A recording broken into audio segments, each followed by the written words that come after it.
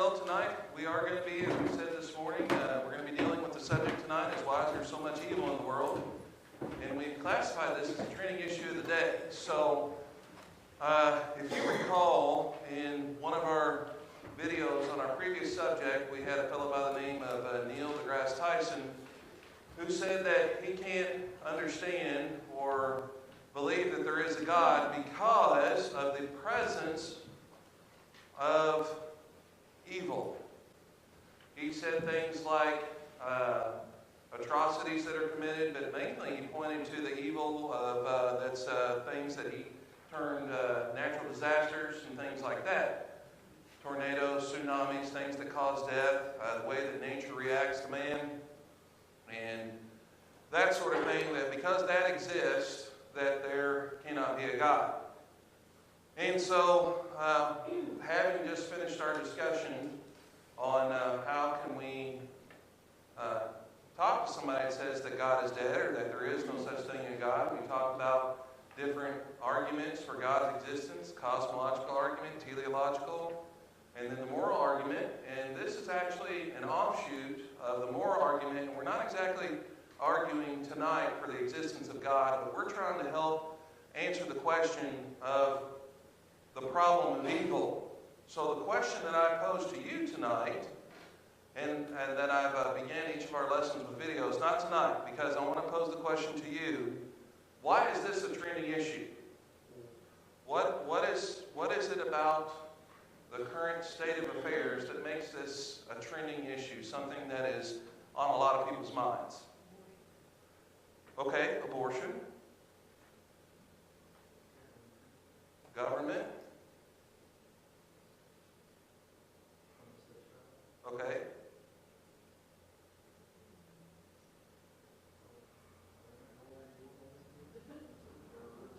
okay, terrorism. Does it take long to watch the news to figure out that the world is evil? That there's evil in the world? Does it take very long? Tell me if I'm wrong. Your local news consists of about 3 or 4 major things. The weather, sports, and who has been harmed in some way.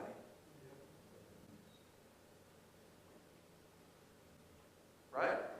Who died, who was sexually attacked, who was hurt in a car accident, what kind of natural weather things going on that's causing death, cold, flood. I mean, that's pretty much the news, right? And so there's no getting around it. And this is for any age, but we always say, kind of especially in our age, that we believe that there's the presence of evil in our world. And so we have to be prepared, since this is such a ubiquitous thing, since it is omnipresent in a way, that it's all around us. Now, we brought up things that some people would call good. What's that? Oh, yeah, okay. Yeah, so, but there are some things that just about everybody would agree on that's evil. The murder of an innocent person outside the womb is, most everybody would agree that that's wrong. And that it's evil. And you can read about things. And so, we understand this question. Now, I have another question for you. If you think about it, what is evil? Because we say that it exists. So, how do we define it? What is evil? Ungodly is something against God. Okay. The result of sin. Satan. Okay, when we talk about the essence of evil, we need to think of it like this. Let me ask you this question. Is evil a thing?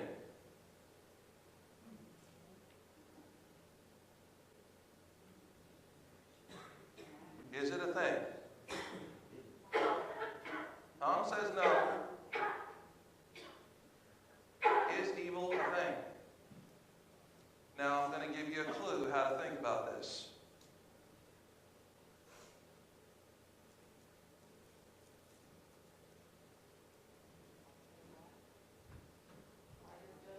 Okay?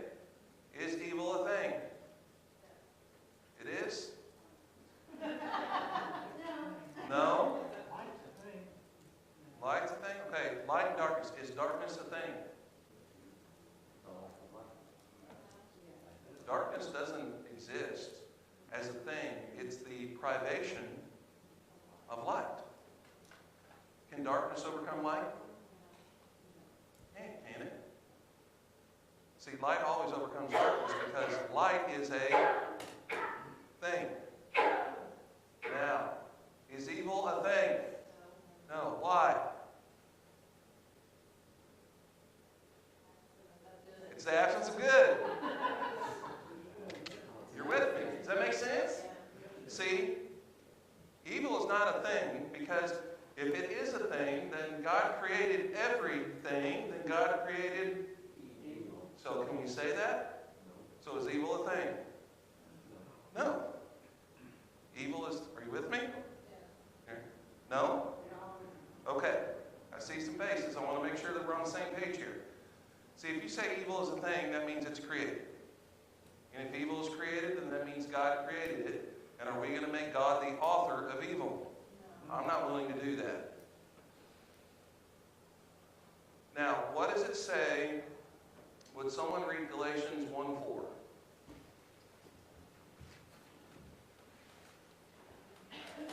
Whoever gets it, let her pay her chip. God knows you're going to have to think hard tonight, didn't you? No one's probably ever asked you if evil's a thing. Phil, go for it. Who gave himself for our sins, so that he might rescue us from this present evil age, according to the will of our God and Father. Okay, so according to our discussion tonight, we're pulling from that what phrase? This present evil age, right? This present evil age. And so we know that we exist in a world that is characterized by evil, which, if we understand the original state of affairs, we understand, and we'll talk about that here in a little bit, that evil is the privation or the lack of good. It's the corruption of good. It is that evil is a parasite on good. And so this is a training issue because that we know the fact that there is the presence of so many awful things in this world. Now, on our next thing on our list here, we have the phrase omnipotence and evil. Now that seems like a weird pairing, doesn't it? Omnipotence and evil? Is that peas and carrots or oil and water? It seems like oil and water, right? Well, this is one of the objections to God existing, because we would characterize God as what? Is he omnipotent? Okay, so the skeptic would say there's evil in the world and God is all powerful, yet he does nothing about it. He is unable, then he is not all powerful, and then he's not God. The presence of evil in the world, with surely an all-powerful God would be able to and get rid of evil.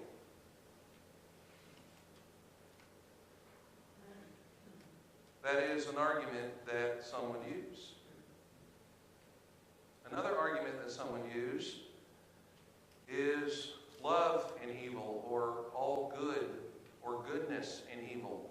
Those definitely seem like opposite ends of the spectrum, right? So they would say, if God is all loving, then why evil? Why would these things exist in a world that was supposedly created by an all-loving God? How do we approach that? Go ahead, Jerry. Jerry first and then ladies first.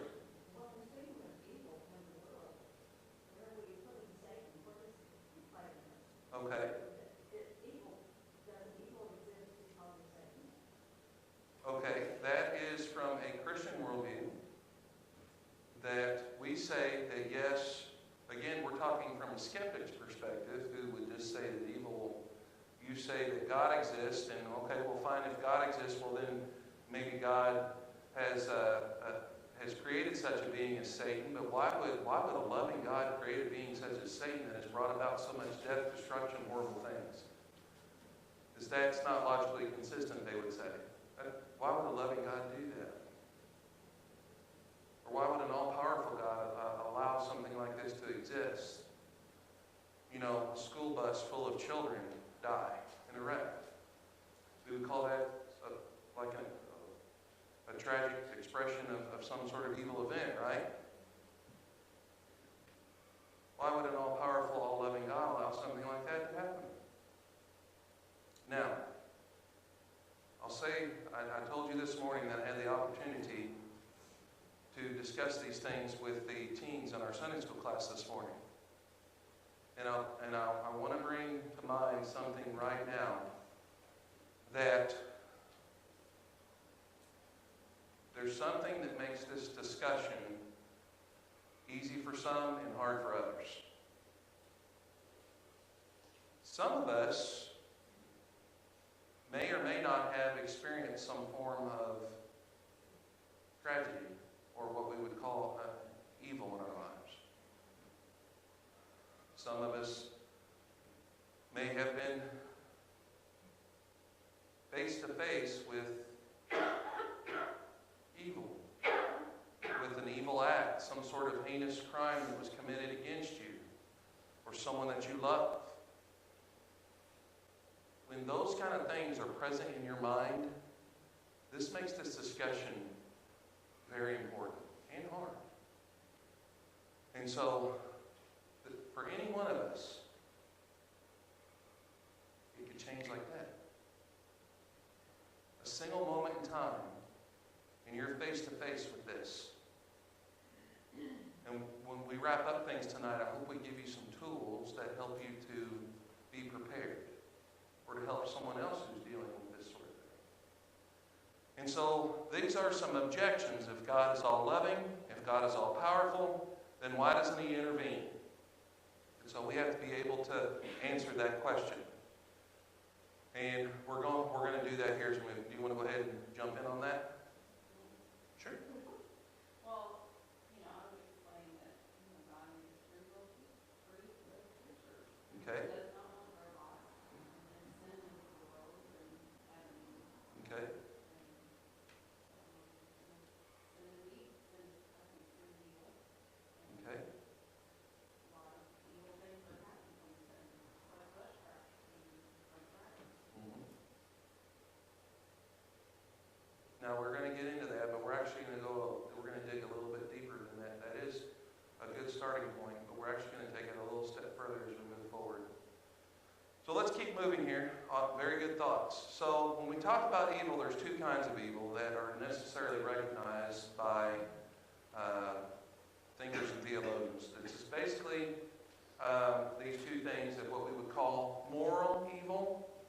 Can you give me an example of what you think moral evil might consist of? Okay, break God's law. Now, I'm going to ask you guys to do something here for me. And I love the fact that everything that you're giving me is from a Christian worldview. But I want you to generalize from anybody answer to this question. Murder, okay? Thieving, okay? So moral evil would be things like murder, thieving, stealing, deceit, greed, hatred, lust, those kind of things. Would you agree that those would kind of fall? That most worldviews would recognize that as a form of moral evil? Yeah, oh yeah. Oh, what for lying, he said. There's a lot of things that our current society here in the United States value. They can't stand somebody lies, which is... Even non-Christians. Oh, yeah. I'm talking about our worldview, the country as a whole. That's one thing that, you just don't do. You don't deceive. So just about everybody would agree on these moral evils. Now, The other category of two kinds of evil is something that we would define as natural evil. What would be an example of natural evil? Okay, so stuff like natural disasters, okay, diseases, cancers, maybe something like genetic defects and things like that. We would say that are tied to that. What would you say is probably the number one natural evil? It's death. It's death. The reason a tsunami is a problem is because it usually leads to what? Death. So we have these two things here, moral evil and natural evil, and so we need to have an explanation that explains both of these. Now, there have been some that have offered some solutions to this problem of evil and how we can explain it. In the 1980s, there was a book called When Bad Things Happen to Good People by a fellow by the name of Harold Kushner. It was a bestseller. And his basic thesis was this: that God is all good, but unable to prevent or remove evil. That was his basic thesis. Now, would you say that's a problematic solution to the problem of evil? Why is that problematic? It limits his what? His power and omnipotence. To say that God is unable, then that limits one of his infinite attributes. Not willing to do that. They deny the biblical God. God claims to be all-powerful, and if he indeed is not all-powerful, then that makes him out to be what? A liar. So, the world gets out of control, evil runs wild, and he cannot do anything about it. That was Kushner's his stance. The fact that this book was a bestseller shows that people are open to this explanation of the problem. Now, why would they be open to this explanation? Okay, because it limits God, but why would even some in the religious world be comfortable with this? God is all good, but unable to prevent or remove evil.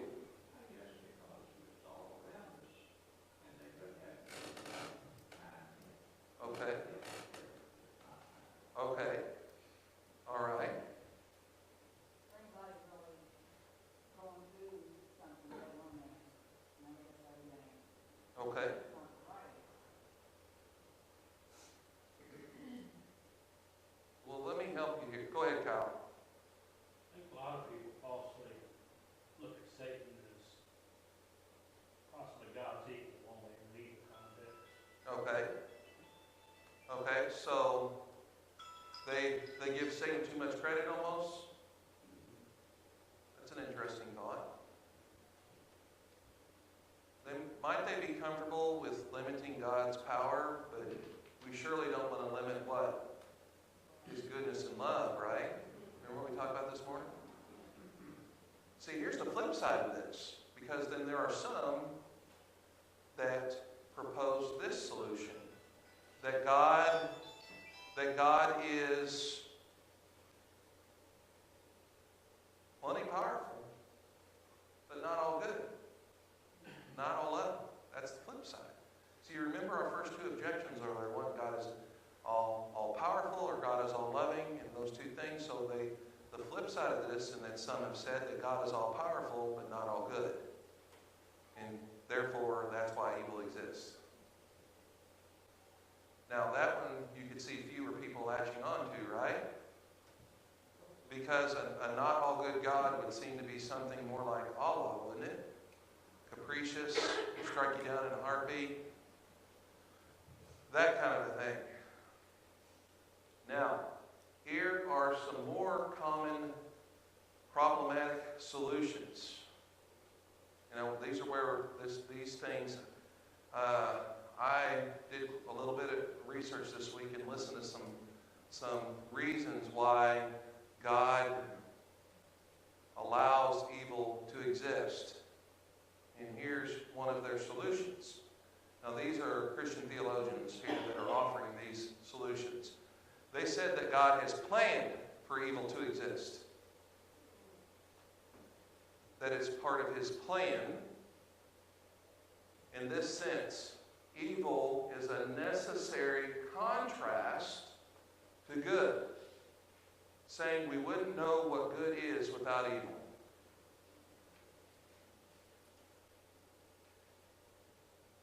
What do you think about that?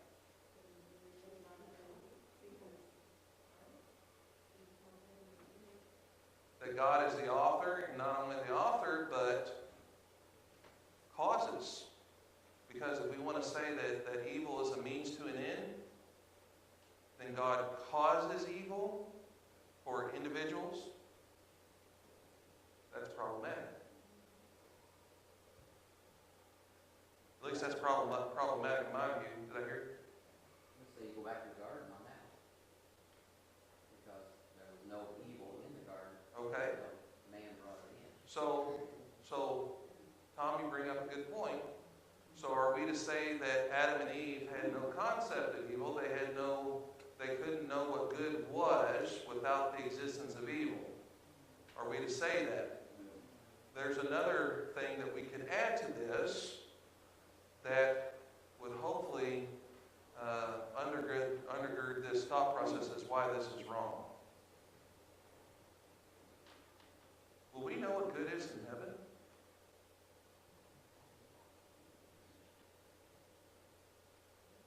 Yeah! We're going to be face to face. Well, we can't know good if there's not evil. If you use that logic, right?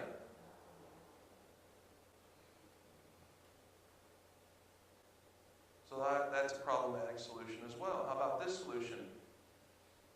That God allows evil to exist because it is necessary for man's spiritual growth.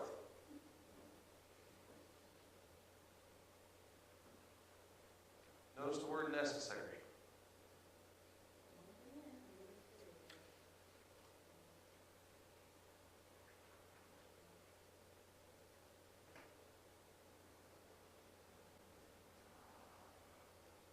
This view rightly assumes that God desires to make creatures who will be mature persons of fully developed moral character. But according to this view, moral perfection cannot be created ex nihilo, it must be developed. But the development of such virtues as patience and forgiveness is impossible apart from the experience of evil. Thus, it was necessary for God to include evil in the world by his own deliberate decision and purpose. This is this view.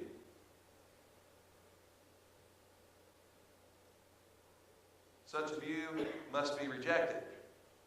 Moral growth does not depend upon the necessity of evil, but only the possibility of it as an element inherent in free will. This possibility makes temptation real, and the conquest of it character-building experience. There's other problems with this view. So those are problematic solutions. Those are not sufficient solutions to the problem of evil. And so we have to look then to what is the answer. What time is it? Somebody? 10 after. Okay. So the simple answer to this question, and when I say simple, I don't mean like simple like 2 plus 2 is 4 simple. Don't take it to mean that. But the simple answer to the question of the problem of evil, why is there so much evil in the world today, is this. That is the presence of sin, which was ushered in by Adam, resulting in what we call the cosmic curse. Okay? And that's what Danielle was talking about earlier. So, I'm going to give you the key now when we have the simple answer, but we're actually going to go a step further, and I'm going to give you the key to understanding why there's evil in the world. And this might throw you for a little bit of a loop. Matthew 22:37.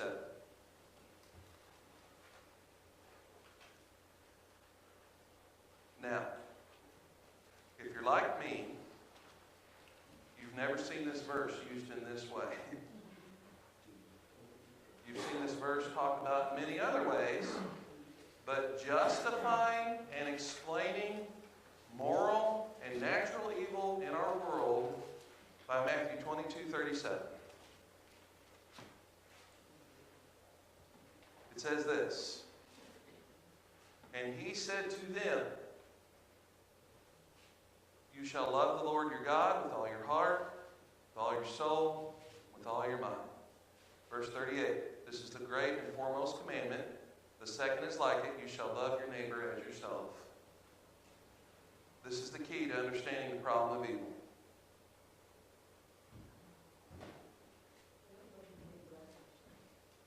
What's that? So that would fix the problem of evil? Or that explains why evil exists because you don't love enough?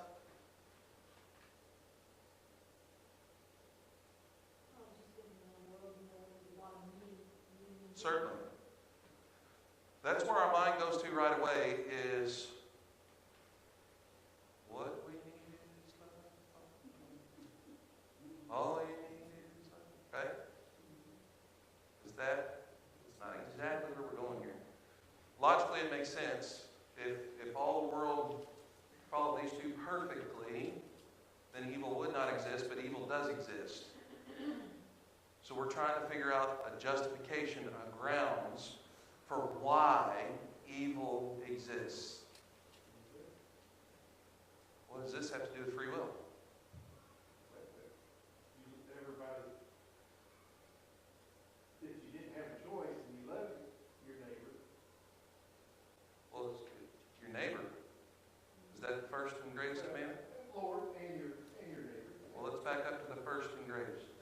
What's the first and foremost? What does it say? Love the Lord your God. And so if you didn't have a choice. So would you say that loving the Lord your God is the highest ethic for a person it could be? Is there anything higher than that? Anything above that for a person that's walked the face of the earth? Is there anything higher than anything that draws on us more than love the Lord your God with all your heart, mind, soul, strength? Anything above that? Not according to God, right? So according to God, the most important thing we can do is what? Love Him. Love presupposes what?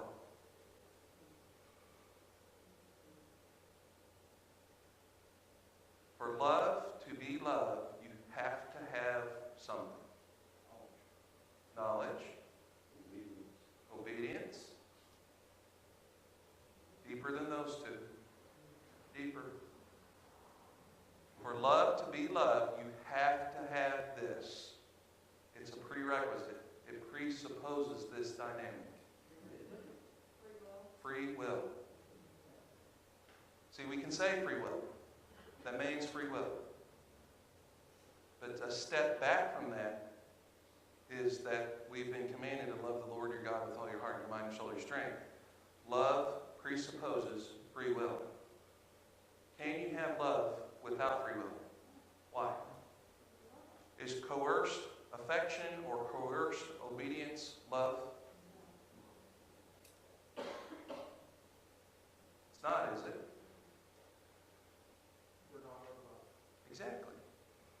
And so God created a world in which this is the primary goal. This is the primary ethic. This is the primary purpose. And if the primary purpose involves love, then you must have free will in place. And so free will includes the ability to choose God and to love Him. The antithesis of that is what? Hating, rejecting. Does God say that there are levels of acceptance of Him? He says what? You love me? You're for me or against me? You love me or hate me? There's no in between, is there? Yeah. So, free will. Did this command exist for Adam and Eve?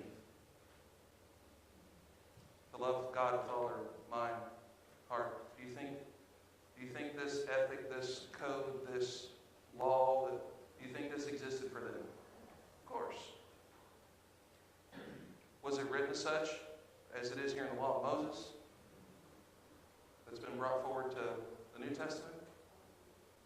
But do you think that possibility or that standard was in place for them? Had to be. So what do we read about in Genesis chapter 131?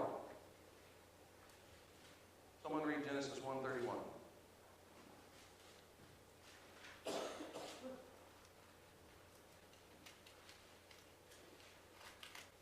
God saw all that he had made, and behold, it was very good, and there was evening, and there was morning, the sixth day.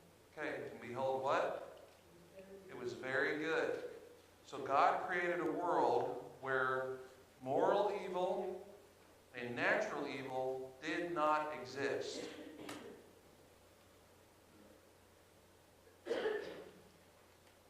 That's the world he created, right?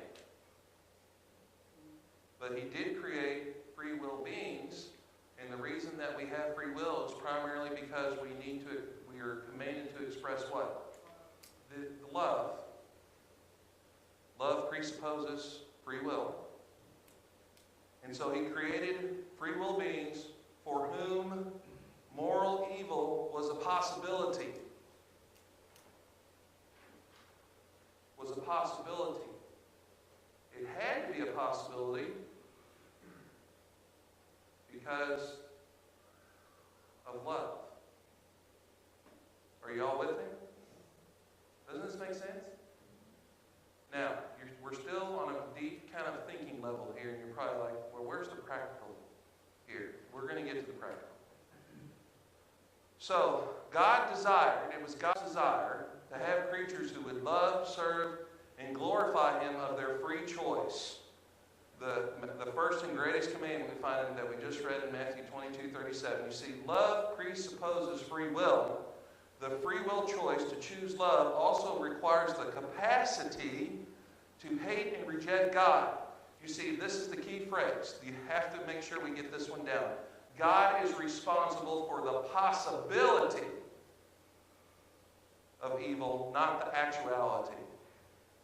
See, the actuality of evil, man is responsible. Because we chose to reject and to hate, and that ushered sin in. You see, the opposite of loving God is not bad feelings towards God, it's disobedience. See, Steve brought up obedience when we talk about things that presupposes. See, because we understand that agape, true biblical love, and we understand this, that if you love me, you will what? Keep my commandments. So the opposite in that case is this ability to choose to not obey, to hate and reject. You see, God is responsible for the possibility of evil, not the actuality. Now, let's ask this question. Was natural or physical evil present in the garden? Were things like diseases, calamity, tornadoes, were those things present in the natural order of things? Why? Because it was very good. Would anybody say that a disease or cancer or any of those things, that God would declare those things very good? No, I don't think anybody would say that. However, and this is a story for another day, if you want millions, billions of years, you have to say that it was part of the original creation. That's another story. We'll talk about that another time.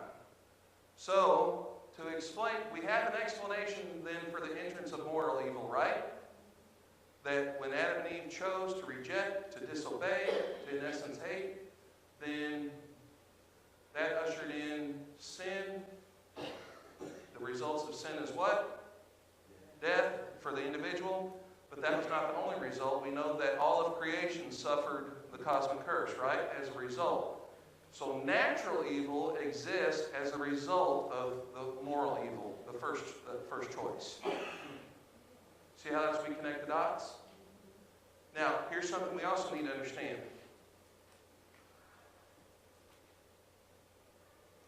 Moral evil and natural evil can intertwine. But one doesn't necessarily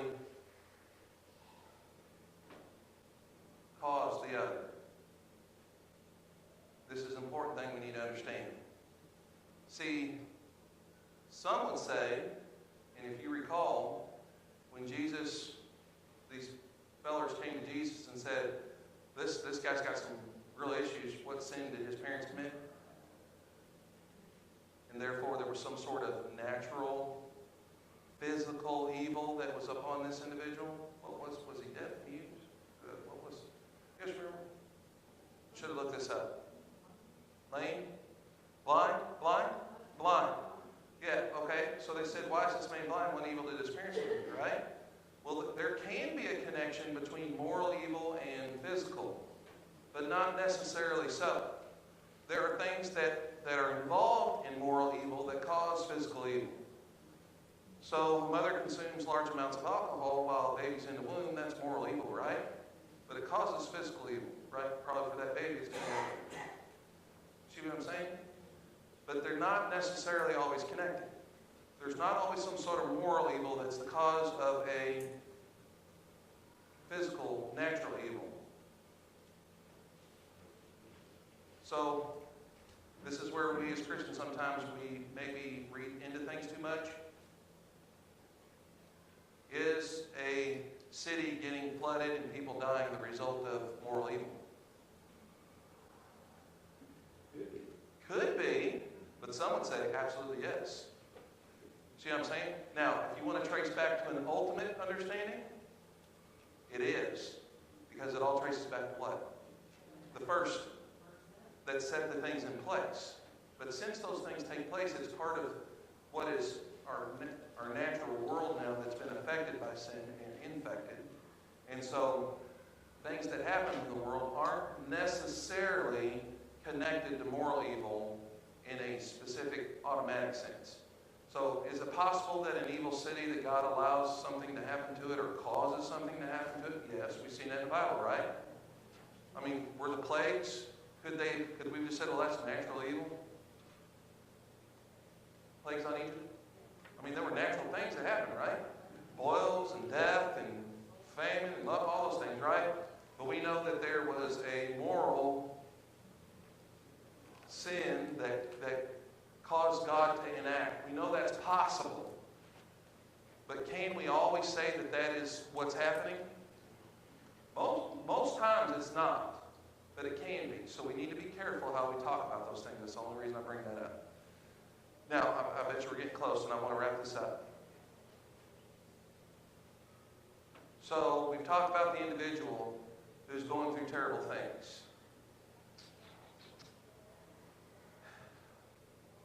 I know of an individual, and I hope got these facts correct, but we could all probably think of somebody that they miscarried 2 babies, or stillborn, one right after the other. In the midst of all that, her father died. Now, what kind of response could a person possibly have in the middle of all that? That's a lot of pain, isn't it?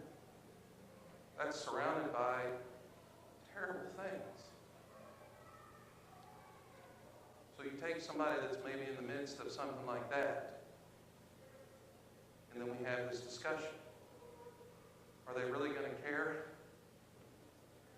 about these philosophical understandings? Maybe. It's important that we're armed with some of this, but this is what it really boils down to. Is it proper to say, why is God doing this to me?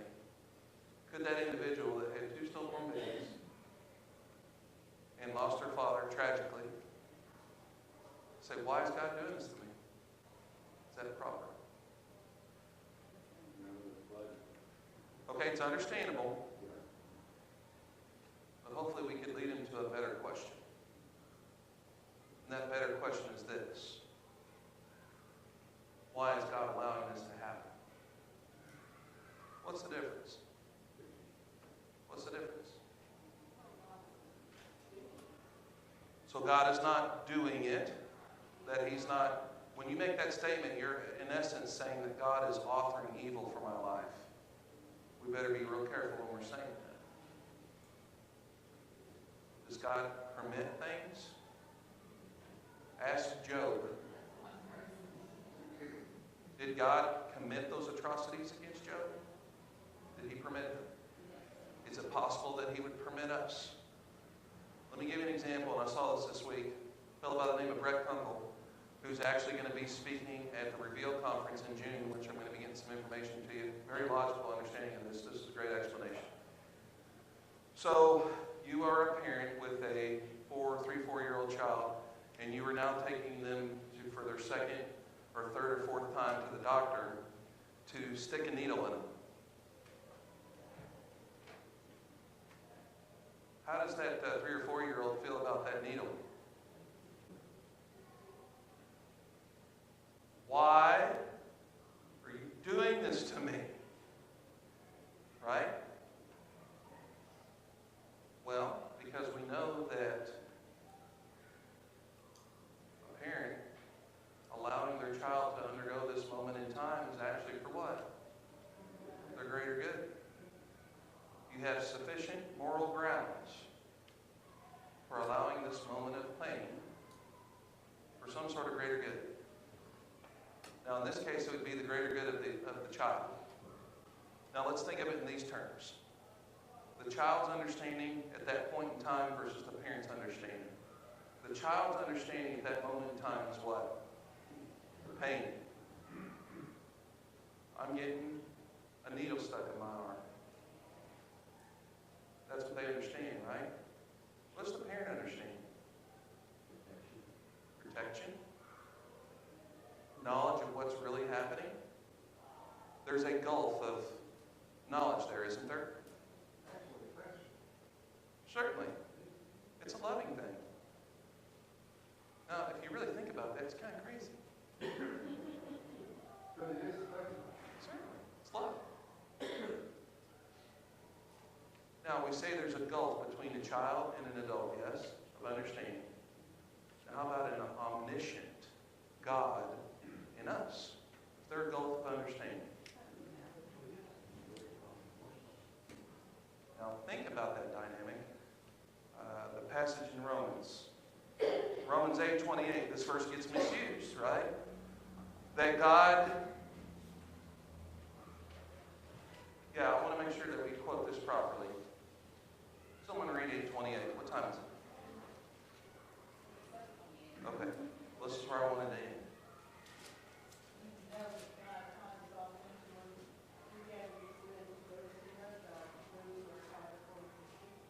Okay, so when we consider that verse, that God causes all things to work together for good, not for your good, but for good, we can understand and trust in God's wisdom and omniscience at that moment. Is there a chance that you as an individual who's undergoing the terrible tragedy never see the good?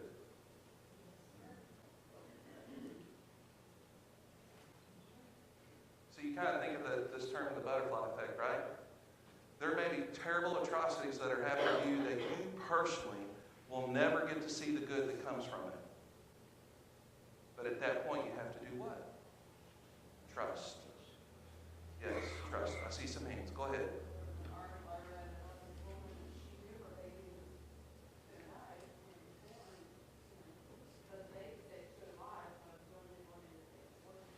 Yeah, donate the baby's organs. Yeah. Yep. Certainly. So, we may not be able to penetrate, as Cockrell says here, the mystery of a particular experience. There may never be any direct answers for you in what you're undergoing personally, but we must trust in God's omniscience, His wisdom, His loving nature, His justice, and understand that trials and tribulations, they bring about proven character and hope and all those kind of things. If we have that understanding, then when evil befalls us, we should be a little bit better prepared to explain it, to understand it, and to face it head on. Any questions, comments?